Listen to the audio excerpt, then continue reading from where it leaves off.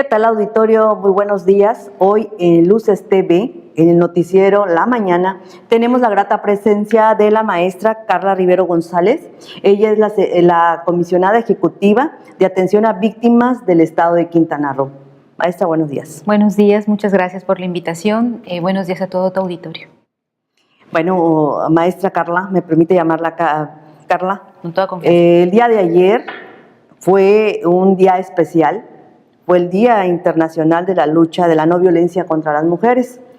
Sabemos que la maestra Carla tiene en sus manos una institución importante, no solamente para quien ha sido víctima de algún delito de violaciones a derechos humanos, sino en un contexto, aterrizándolo al tema del día de ayer, a la violencia en contra de las mujeres. Maestra Carla, ¿qué hace o qué puede hacer, o si dentro de sus facultades de la Comisión Ejecutiva está la de apoyar a aquella mujer que ha sido víctima de la violencia? Sí, la Comisión Ejecutiva de Atención a Víctimas se crea a partir de una reforma a la Constitución en el 2008, en el que cambia las reglas del juego en materia penal.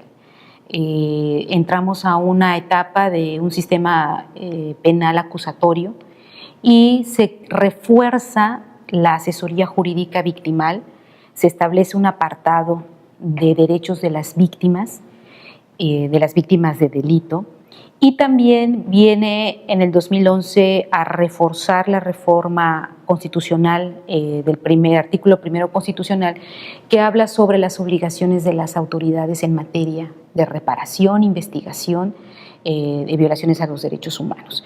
Entonces vemos cómo a partir de estas reformas a nivel nacional inicia un poco más tarde, en el 2013, una política nacional que permea en todas las entidades federativas. Quintana Roo no está exento de esto, y van creándose los organismos que se dedican a la atención a víctimas de delito y de violaciones a los derechos humanos. ¿Qué hacen estos organismos? ¿Qué hace la Comisión Ejecutiva? Lo que hace es proporcionar ayuda inmediata. Se asigna a un asesora o asesor jurídico victimal a quienes están en esta situación de víctimas de delito o de violaciones a los derechos humanos. Se les registra, porque se les concede a partir de la calidad de daño su ingreso al Registro Estatal de Víctimas para poder acceder a un fondo de reparación. Entonces, si vemos, hay tres momentos importantes en los que la asesoría jurídica victimal, a través de este abogado o abogada, va acompañando a las víctimas, y es la Comisión Ejecutiva quien se encarga de proveer de estos servicios. Sí, y hay que recordar, auditorio, que hay un artículo muy importante, el artículo 20 constitucional, que habla precisamente de los derechos de las víctimas. La víctima durante algún tiempo, mejor dicho, mucho tiempo, estuvo un poco olvidada. En este caso lo señala la Constitución, lo dice usted en el artículo primero constitucional, y de alguna manera lo tenemos aquí en nuestro estado. Propiamente hablando de una reparación del daño, ¿cómo lo puede interpretar aquella mujer que ha sido víctima de la violencia? Para una mujer víctima de violencia está documentado que de manera previa al momento en el que se presenta al Ministerio Público, intentó denunciar 6 veces. Es la 7ª vez cuando toma el valor, decide denunciar. Al mirar esta situación en la que se encuentra la víctima de violencia, lo que nos corresponde como instituciones es inmediatamente protegerla. Y en este caso protegen derechos, como bien lo señalas en el apartado C del 20 constitucional, la Fiscalía, la Comisión Ejecutiva de Atención a Víctimas, y a partir de la denuncia, todas las demás instituciones del gobierno que tienen servicios para la atención de víctimas de violencia. Ahí comienza un camino acompañada por un asesor jurídico victimal, que es un defensor de víctimas que ofrece el Estado de manera gratuita. A partir de ello, hay una investigación, se va acreditando calidad del daño, pero el mismo acompañamiento y de determinarse una responsabilidad que concluye en una sentencia, a partir de la acusación que hace el Ministerio Público, podemos hablar que la víctima inicia un proceso de reparación, porque la sentencia en sí misma apertura un procedimiento de reparación integral. Reparación integral no solamente es hablar de dinero. Reparación integral es hablar de 5 medidas: rehabilitación, restitución, compensación, que es la única en donde se habla de dinero, medidas de no repetición y de satisfacción. Tanto el juez de lo penal, cuando emite su sentencia, como el órgano protector de derechos humanos, está obligado por ley a mirar estas 5 medidas y proteger los derechos de las víctimas. ¿Dónde hay rehabilitación? Cuando, derivado de la comisión del delito, del hecho victimizante, la víctima tiene algún problema o se deriva a un problema de atención psicológica o médica o psiquiátrica. Entonces, la rehabilitación tiene que ver con asistirla para que pueda recuperar su proyecto de vida. Restitución, restituirle los derechos o su situación jurídica que se encontraba antes del hecho victimizante. Para el caso de las mujeres, si le fue retirado algún bien por haber sido víctima de delitos, suele suceder que hay muchas mujeres que salen corriendo de su casa porque las están violentando. Y hay una forma de restituirles porque al final es propiedad de ellas. Y si hay familia, pues hay que proteger también a la niñez. Entonces ahí hay un procedimiento de restitución. Compensación, cuando hay daño que se puede reparar de manera monetaria. Y aquí es muy delicado hablar de la reparación con una víctima porque pareciera que vas a restituirle lo que perdió. Y en el caso de la reparación no podemos ser tan presuntuosos de decir voy a devolverte lo que perdiste. En realidad es muy difícil resarcir la pérdida. Lo que hacemos es dar las condiciones para que pueda recuperar el proyecto de vida que se ve truncado por el hecho victimizante. Y ahí se debe de proporcionar recurso económico para darle esas condiciones. Sí, y lo comentaba con la maestra Carla fuera de cámaras, una duda que tengo, ¿no? Y que seguramente muchas personas que nos están viendo en estos momentos, en este noticiero, la tienen. Si hay una persona del sexo femenino, nos estamos enfocando por el día de ayer en los delitos de violencia. Los delitos de violencia en contra de mujeres. Hay una mujer que dice hay violaciones a sus derechos humanos, porque no recibieron una denuncia, por cualquier violación que haya sido, de la que haya sido objeto por parte de la autoridad. Bueno, vamos a poner como ejemplo violación. ¿Sí? Bueno, está la víctima de violación y está el abusador, ¿no? El que fue victimario de ella. Él dice, ante derechos humanos hay tortura. ¿Sí? Y la Comisión de Derechos Humanos sigue un procedimiento. El tema de derechos de las comisiones también es motivo, creo, de otro programa. Sí. Y ahí viene un procedimiento que se inicia. Llega un momento en que la Comisión de Derechos Humanos le dice a la autoridad presuntamente violatoria de derechos humanos de esa persona que ya abusó sexualmente de una mujer, que hay que repararle el daño causado porque fue víctima de tortura. Tenemos 2 víctimas. En este caso, ¿cómo actúa la Comisión Ejecutiva? Estamos obligados a asistir a las 2 víctimas. La ley misma nos lo indica.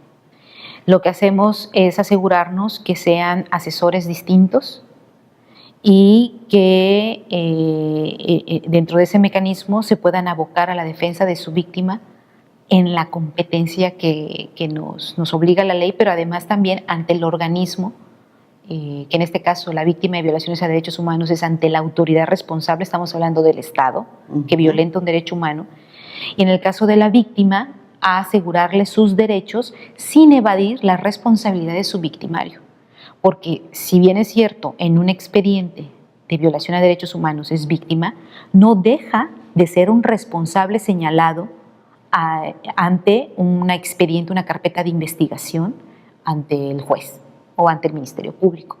Por lo tanto, ahí la asesoría jurídica que ofrece la CEAVECRO también está obligada a proteger los derechos de la víctima de delito, en este caso la mujer víctima de la agresión. Y son procedimientos distintos. No hay momentos en los que se vinculen. En todo caso, lo que sí nos lleva es a un escenario complejo en donde podría no entenderse la imparcialidad de la propia comisión, pero estamos obligados a proteger derechos de ambos de acuerdo a su propia situación jurídica, sin evadir al victimario por ser víctima de su responsabilidad en el delito cometido. Hemos visto en delitos graves como el secuestro, y veíamos precisamente en otro noticiero que a un secuestrador se le estaba indemnizando cierta cantidad de dinero. Y mucha gente dice, bueno, ¿cómo si le cortó un dedo, cortó la oreja? En estos momentos se le está resarciendo con millones de pesos. ¿Qué pasa con la víctima del secuestro, de ese delito? En el caso de la víctima de delito, el Estado da una compensación subsidiaria porque hay un responsable. Se conozca o no se conozca, hay una persona, otro ciudadano, otro particular, que cometió una conducta, desarrolló una conducta delictiva contra otro ciudadano. Y ahí lo que hace el Estado es compensar de manera subsidiaria porque hay un responsable. En el caso de la violación a derechos humanos, hay una relación asimétrica de poder. Estamos hablando del Estado con todo su aparato de gobierno que violenta el derecho de un ciudadano. Y ahí los efectos suelen ser devastadores porque estamos hablando de toda la fuerza pública o la fuerza de un Estado que en ejercicio de este poder que le ha conferido a la ciudadanía violenta un derecho humano. Entonces, ahí lo que se hace es recurrir a mecanismos internacionales, porque esta materia lleva décadas solventándose ante la Corte Interamericana de Derechos Humanos. Y vemos cómo la Corte ha desarrollado jurisprudencia a partir de la interpretación de la Convención Americana de Derechos Humanos. Y ya nuestro derecho interno, que prevé todo el marco jurídico para perseguir delitos, pues al final tiene una diferenciación con lo que se hace en materia internacional y responsabilidad del Estado cuando abusa de poder. Por eso las compensaciones son distintas y son altas, porque en el caso de una víctima de delito se compensa subsidiariamente para no dejar en un estado de indefensión a la víctima, puesto que hay un responsable, cierto o incierto, pero hay un responsable que no es el Estado. Y en el caso de violaciones a derechos humanos, el Estado es el directamente responsable. Y esta tradición de responsabilidad internacional y de protección de derechos humanos viene desde un tema de dictadura, al menos hablando en el sistema americano, todas las dictaduras del continente, Argentina, Uruguay, Chile, en donde pues hay miles, millones de víctimas que se cuentan de desapariciones o de un régimen que vino a abusar de su poder y comenzó la propia Corte Interamericana con su establecimiento a fincar un antecedente. Por eso es que los montos de reparación son distintos, tienen esa explicación, porque el Estado es el que directamente paga su violación a derechos humanos. Pareciera entonces de que se premia, a lo mejor podría ser Sí, y no lo quería decir así, porque sí, en algún momento alguien lo decía, parece que lo están premiando. Sí estuvo 5, 6, 7, 8, 10 años en la cárcel y sin embargo ahorita están entregando un cheque por tantos millones de pesos. Y la víctima del delito, ¿sí?, con todo lo que se queda, ¿no?, con el trauma y demás. Bueno, volviendo al tema de las mujeres. Pero sí es muy interesante seguir hilvanando este tema, porque no hay que perder de vista que en las violaciones a los derechos humanos el Estado es el responsable con esta relación asimétrica de poder. Entonces, sí hay una justificación del por qué es más alto. Nada, en ningún momento hay que evadir de la responsabilidad a la víctima de violaciones a derechos humanos, pero quien repara es el Estado. No, y ahí estamos, yo creo que atorados un poquito, sí, porque la víctima del delito se siente insatisfecha, sí, porque bueno, me tuvieron encerrada, me amputaron un dedo, la oreja, no sé, ¿no? Y el trauma, quizás fui abusada, ¿no? O sea, sin fin de cosas que puede pasar cuando estamos en periodos de la libertad. Y hoy me encuentro con que le están reparando el daño a la persona, hay una disculpa pública, ¿sí?, por parte de la autoridad, ¿sí?, y la víctima se siente insatisfecha. Hay que trabajar mucho con los impartidores de justicia, porque recientemente con el tema del feminicidio, en donde ya han habido pasos firmes por parte de la Fiscalía, del gobernador del estado en cuanto a encauzar también los trabajos de protección a víctimas, pero independientemente de estos esfuerzos institucionales, el trabajo de la Fiscalía de acusar acompañado de un asesor jurídico, se han logrado sentencias en donde los montos de reparación del daño son superiores a los que anteriormente las sentencias consideraban. Estamos hablando ya de montos que van por arriba de 100,000 pesos, incluso quienes alcanzan los 300,000 pesos, precisamente para lograr que la reparación pueda equipararse con una violación a los derechos humanos y pueda satisfacerse el derecho de la víctima. El asunto está aquí y es ahí donde el mecanismo, si entendemos esto, nos permite entender un poco más esa relación, es que el victimario es el que debe reparar, ¿sí? Sí. Y muchas veces un gran porcentaje de los victimarios terminan compurgando la pena en prisión porque no tienen forma de pagar, ¿sí? O sea, y además no tienen recursos para poder pagar esa reparación. Entonces ahí es donde entra el Estado con la compensación subsidiaria para darle a la víctima lo que debe darle el victimario, tratando de encontrar un equilibrio. Yo siento que vamos caminando, sí, ¿verdad? Y que falta mucho todavía por hacer en ese sentido. Víctimas jóvenes, víctimas mujeres, 14, 15 años. La Comisión Ejecutiva de Atención a Víctimas al día de hoy atiende de cada 10 víctimas a 8 mujeres. De este número de mujeres, de 8 mujeres, la mitad son menores de 15 años. Vemos que los delitos de índole sexual, por ejemplo, abuso sexual, violación, son los delitos en donde vamos encontrando a víctimas niñas y a víctimas adolescentes y a mujeres adultas. La violencia familiar, que también es un delito que hemos estado nosotros atendiendo con números muy altos, en su mayoría son mujeres adultas y que proviene la violencia de su pareja o expareja. Pero el tema del abuso sexual particularmente lo vemos con las niñas menores de 15 años y esto tiene un trato distinto, porque nuestro propio modelo integral de atención a víctimas nos obliga a mirar la especificidad de la víctima e incorporar enfoque especializado, diferenciado y además con perspectiva de género.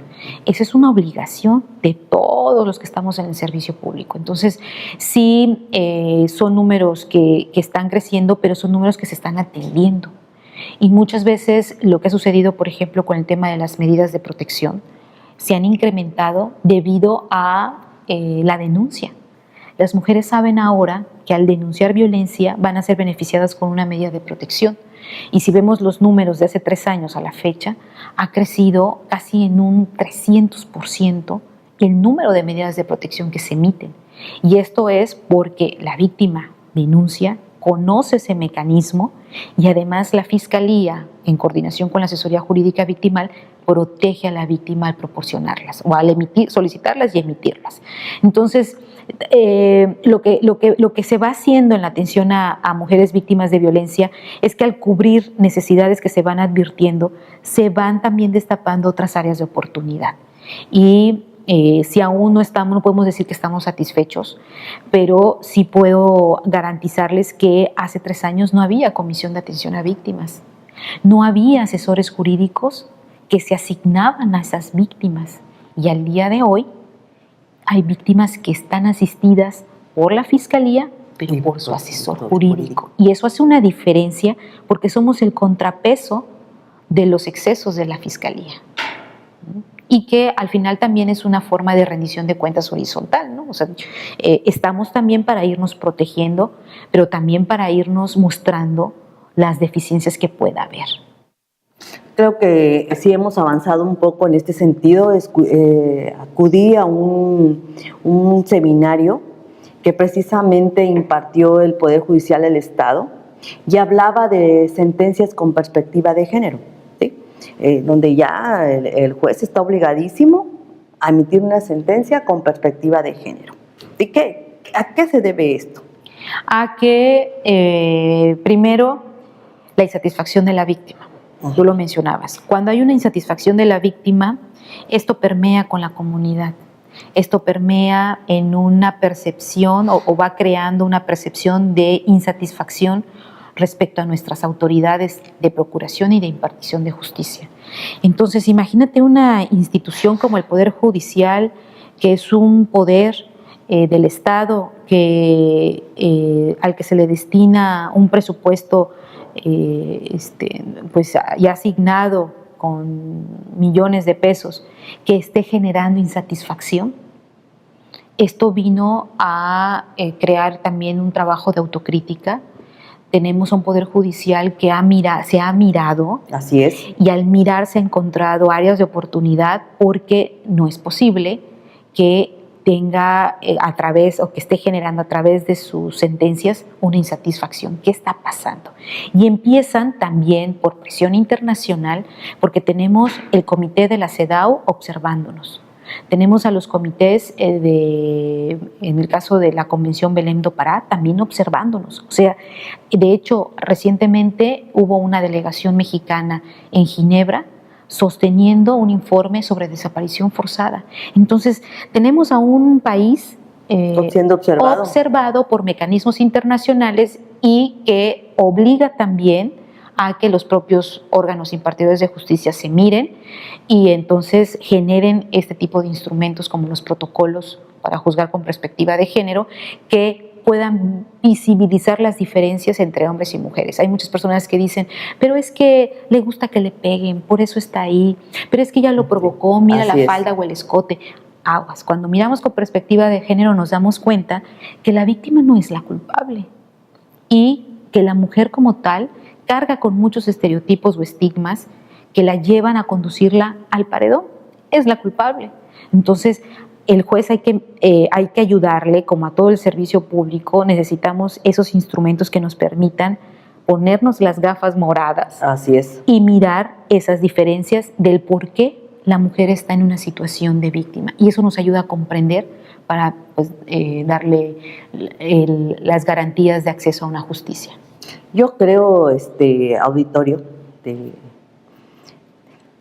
que desde la reforma de 2011, Carla, el Estado está obligado, y lo dice claramente el artículo 1 constitucional, todas las autoridades en el ámbito de su competencia están obligados a la protección de los derechos, ¿sí? Sin distinción alguna, ¿no? Lo vemos ahora, sin ninguna distinción. ¿Qué hace la Comisión Ejecutiva para dar a conocer a la mujer, a las mujeres, a las quintanarroenses lo que hace? La gran mayoría, ya lo mencioné, de las víctimas que atendemos son mujeres. Ajá. Al tener este sector de la población que requiere nuestros servicios, hemos desarrollado campañas de difusión de los derechos de las víctimas, que tienes derecho a la atención médica y psicológica, tienes derecho a ser asistida por un asesor jurídico, incluso de tu mismo sexo, tienes derecho a que las instituciones te miren con perspectiva de género, tienes derecho a que se asista económicamente cuando tienes descendencia, tus hijas o tus hijos, y que por alguna razón necesites ayuda del Estado para salir adelante, salir de ese círculo de violencia. Tienes derecho a una medida de protección para resguardar tus bienes, para resguardarte a ti y a tus hijos, salvaguardar tu integridad, para poder también alejar al agresor y que el agresor se aleje de ti. Desarrollamos estas dos campañas, la de derechos de las víctimas y medidas de protección, de manera muy fuerte en todo el Estado. ¿Cómo lo hicimos? A través de medios de comunicación, de nuestras redes sociales, a través de... ¿Van a las escuelas, a las universidades? Vamos a las escuelas, les damos esa información a través de capacitación, pero sobre todo yo creo que también ayudamos a las mujeres víctimas de violencia cuando capacitamos al servidor público que la atiende. Es muy importante. Sí, cuando le das esas herramientas al servidor público, entonces estás logrando que pueda atender adecuadamente a una víctima de violencia y que esta mujer continúe con el procedimiento, porque muchas desisten. En la encuesta nacional de victimología hablaba de que del número muy reducido, el porcentaje muy reducido de mujeres que denuncian, muchas de ellas dejaban el procedimiento a la mitad. ¿Por qué y cuáles eran las razones? No creo en el Ministerio Público, no me da confianza, no veo que avance, me culpan, no recibo apoyo incluso de la comunidad. Y eso también es algo que atañe a todos. ¿Qué estamos haciendo como sociedad cuando nos enteramos de un hecho que victimiza a una mujer? Inmediatamente señalamos a esta mujer. Entonces, no solamente difundimos los derechos para que las personas lo sepan y los puedan ejercer, sino además procuramos que los operadores jurídicos del sistema penal sepan cuáles son sus obligaciones en materia de atención a víctimas y eviten a toda costa estar dañando el acceso a la justicia. Eso es lo que toda víctima quiere: verdad, justicia y reparación.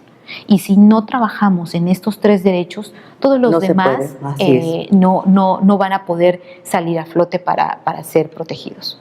Alguien decía, auditorio, que está muy trillado ya hablar de la violencia contra las mujeres. Sí, alguien lo comentó, ¿no? Y quiero decirle, auditorio, que no, que lamentablemente lo escuchamos día y noche quizás, maestra Carla. Sin embargo, tenemos casos como la chica que fue golpeada por su pareja karateca, ¿sí? Y sin fin de casos de mujeres desaparecidas, de niñas abusadas por el padrastro, familiar, etc. Y nos damos cuenta que sí es necesario estar diariamente, si es posible, que sí es necesario que nuestras instituciones emitan llamados, trabajen campañas para decirle a la mujer que aquí estamos, que aquí están y que, como dice la maestra, como dices bien, Carla, están para apoyar. Sí. Finalmente, Carla, ¿qué proyecto trae la Comisión Ejecutiva? Ahora ya estamos entrando en una etapa en donde estamos consolidando la reparación integral.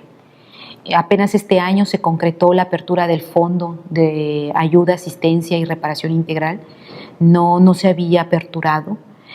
Tenemos también un fondo de emergencia en donde las víctimas que lo requieran, después de agotar todas las instancias gubernamentales, necesiten urgentemente una medida de ayuda inmediata, pueden tener acceso al fondo.